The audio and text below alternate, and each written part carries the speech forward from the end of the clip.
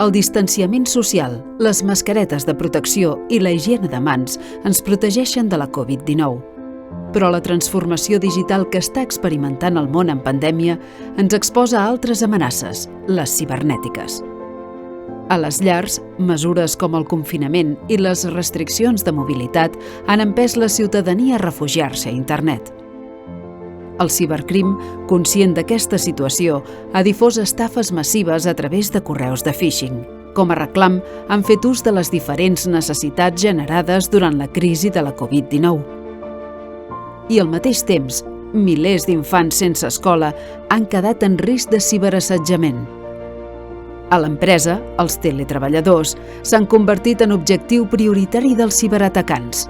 Busquen robar-los les credencials d'accés, infectar els seus equips o fer-los desviar el pagament de factures amb algun pretext enganyós.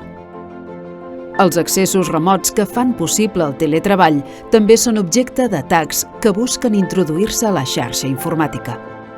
Els sistemes d'informació han esdevingut essencials per mantenir l'activitat d'empreses, ajuntaments, hospitals.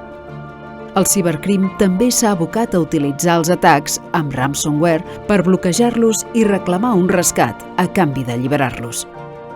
A més, la creixent connectivitat digital entre organitzacions facilita que un ciberatac contra una organització pugui impactar en altres elements de la cadena de subministrament.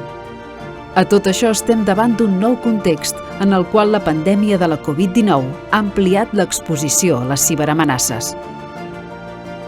És un repte individual i col·lectiu esdevenir digitalment avançats, digitalment protegits.